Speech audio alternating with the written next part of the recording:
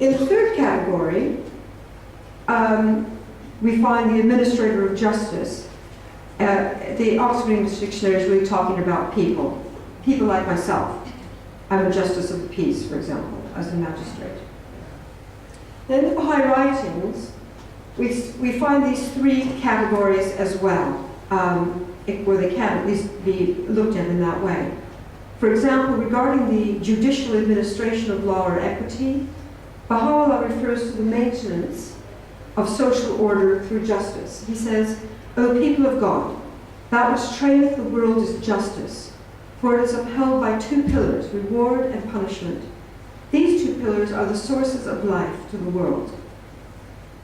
And he also refers to the responsibility of rulers and government to maintain justice and to maintain order through justice. He says that God hath committed into your hands the reins of justice, of the government of the people, that you may rule with justice over them, safeguard the downtrodden, and punish the wrongdoers.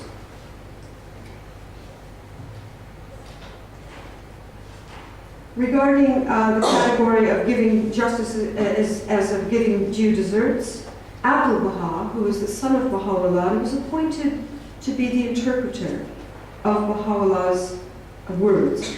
He had many other roles as well, but in this connection, he's the interpreter of Baha'u'llah's words, and he's where Baha'is turn when they have a question as to what they think the Baha'i teachings mean or say. Abdul-Baha said that bounty is giving without desert, that is, mercy is giving without desert, and justice is giving what's deserved. And you can see some other quotations there as well. In the second category of the Oxford English Dictionary, that is where justice is defined as the quality or fact of being just, impartiality, integrity, and so forth, Baha'u'llah states that equity is the most fundamental among human virtues. The evaluation of all things must needs depend on it. And then he says that we should observe equity in our justice, in our judgment, and that we should be of understanding heart. In that third category, as an administrator of justice, where in English we use terms like Lord Chief Justice or Justice of the Peace, the Baha'i writings also use this term, justice, in this way. For example, Abdul-Baha uses the phrase son of justice, apparently to refer to the manifestation of God. He says, had they acted according to what they knew, they would not, I think meaning the bad people in this case, would not have been heedless of the light of the Son of Justice.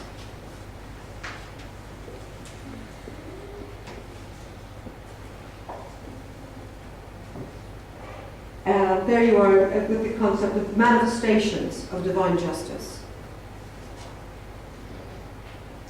I want to look now at how Baha'u'llah sees justice operating in the world, because we've been looking at it rather in a cold and clinical way.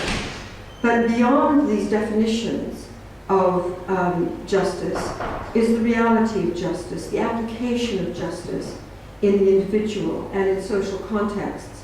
And I want to look at how justice operates for the individual and in society. And therefore, it really, before we can even begin, we really have to understand a little bit about how Baha'is understand, through the Baha'i teachings, the nature of the human being. The human being is, according to the Baha'i teachings, essentially a spiritual creation of God, clothed at present in a physical garb. The human being, therefore, encompasses the qualities that are both common to a divine creation and also those that are of the animal nature. And we can see here Abdul-Baha talking about that human reality stands between the world of the animal and the world of divinity. He says that man is in reality that which stands between light and darkness.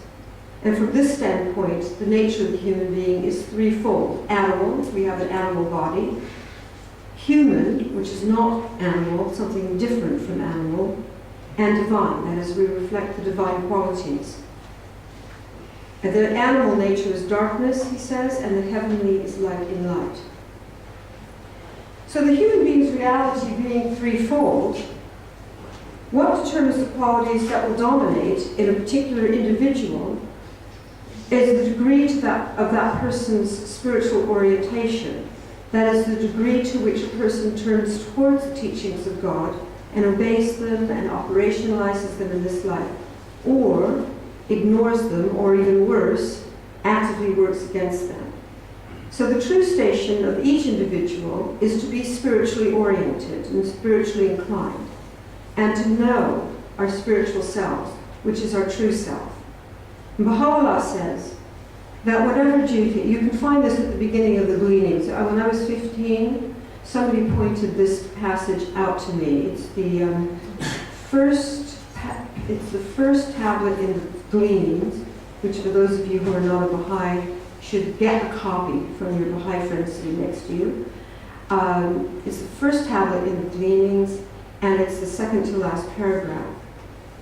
And Baha'u'llah says there that whatever duty thou, meaning God, hast prescribed unto thy servants, of extolling with the utmost thy majesty and glory, is but a token of thy grace unto them, that they may be enabled to ascend unto the station conferred upon their own inmost being, the station of the knowledge of their own selves.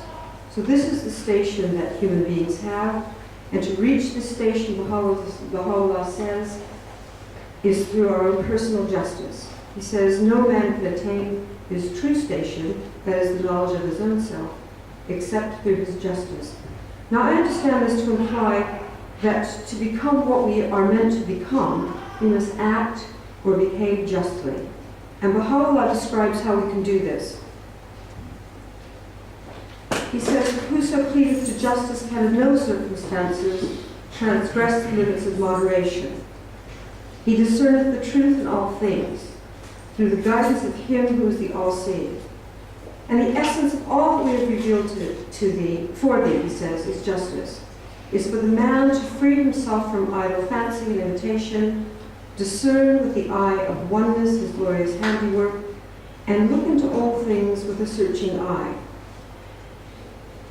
This is really the standard of independent search for truth, but it's also the standard for looking into the facts of any matter, whether it be scientific investigation, whether it be trying to understand a knotty problem, whether it is trying to understand our own relationship to God. We are to have this level of analysis and reflection. Reflecting on our daily actions and seeing how close they come to God's standards is enjoined on Baha'is. We are to do it every day. And it is enabling us, therefore, to acknowledge our personal growth and to determine what areas we personally need work on. Thus, justice is a spiritual quality to be developed, and to develop it, one must use one's justice, that is, one's personal insight. So it is with all spiritual qualities, actually. To develop any spiritual quality, you have to use them frequently and try to understand how they are to be developed. And the development of these qualities is both a prerequisite, for example, of peace within oneself and the result of peacefulness. Baha'u'llah calls his followers to the heights of self-sacrifice and to a breadth of vision, to confident hope, to creative joy, to uncompromising integrity, exemplary discipline, and inward peace. And the way to achieve such qualities is for the individual to detach himself from all who are in heaven, do I know about that? Yes, and all who are on earth, and renounce all save God.